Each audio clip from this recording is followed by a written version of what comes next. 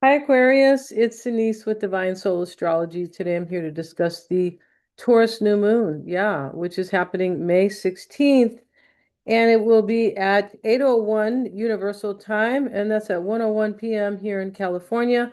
Please check your own time. Okay, so the new moon itself, excuse me, the new moon itself is a hopeful time where we can plant new seeds, maybe new ideas. It can be a time of transition, right? And this video will be for Aquarius, Sun, Moon, and Rising.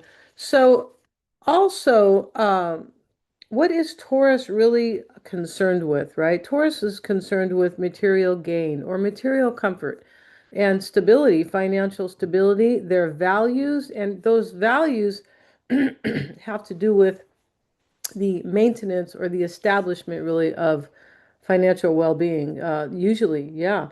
And Taurus is also about food and nature, our possessions, and perseverance, right? Taurus is the bull, so it is, concerned with determination as well. It is about sensuality. It's a sensual, right? Taurus is sensual. And it also is self-worth and well-being. Also, very, kind of a big one there, but they're all kind of, we're all kind of connected there. So we see the Taurus new moon for you, and that is in your fourth house right here, if you can see the chart, right? If you so wish to, I have you on the ascendant right here. And this Taurus new moon will be happening at the time that Pluto has in your sign has already gone retrograde, right? Which is, which really is for the next 3 or 4 months, we're going to be kind of, possibly in thought about very deep psychological issues. Yeah. And so, but for now, let's talk about the new moon.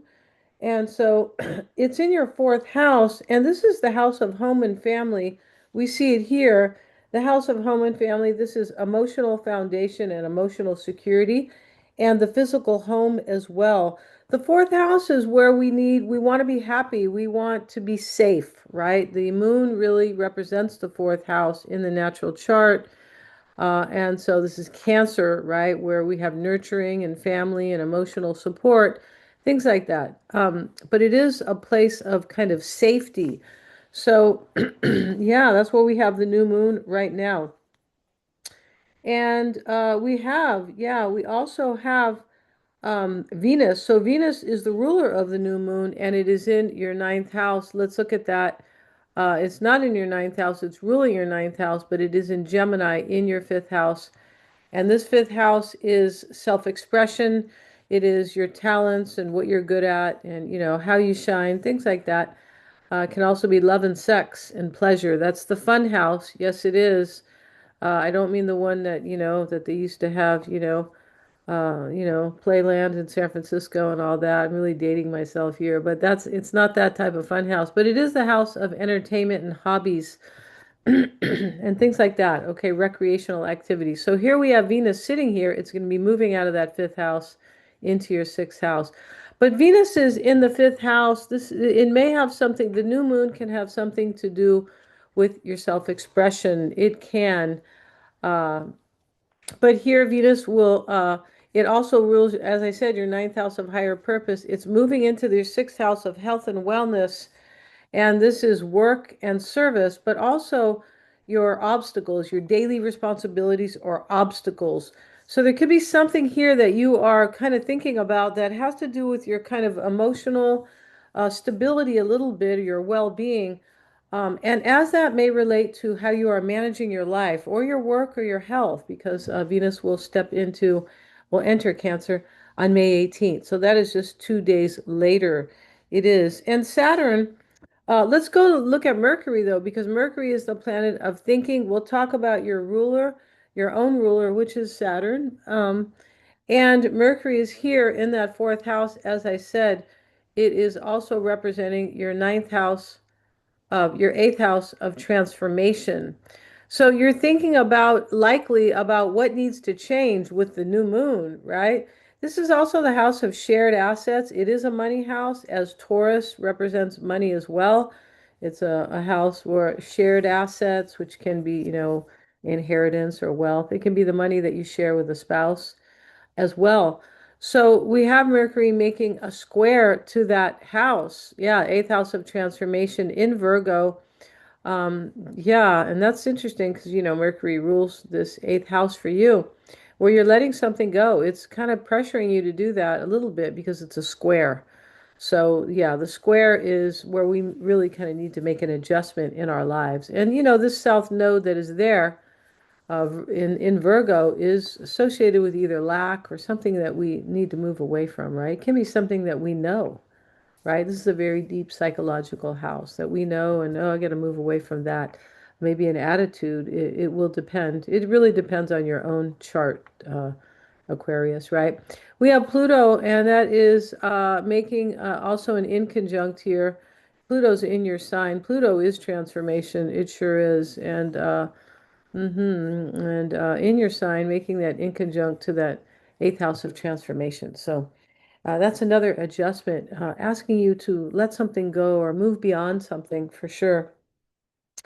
And natal Saturn, yeah, let's look at natal Saturn here, and it is in your third house of, this is the third house of the mind and thinking.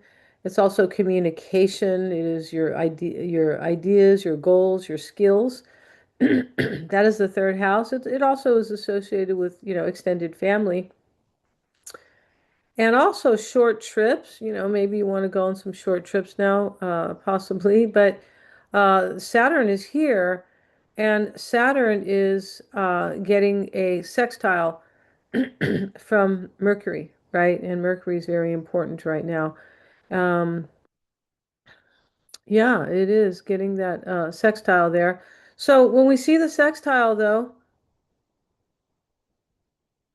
yeah, they are kind of showing this. Also showing the sun and the moon. That's a very loose sextile, but that's okay. So, but Mercury is making this sextile here to your natal Saturn.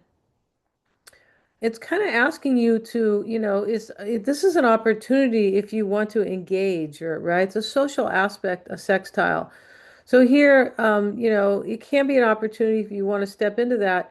But there's something you're seeing or you're understanding with Mercury there, or maybe something but you may be analyzing that right now. And this can be an opportunity for you to, Saturn's in this third house of new goals and things like that, right? You may have new goals right here, but Saturn can be asking you for a commitment there, Aquarius. It can, with this new moon, because here's the new moon, and conjoined with Mercury, right? So, very cool. And your other ruler here, Saturn.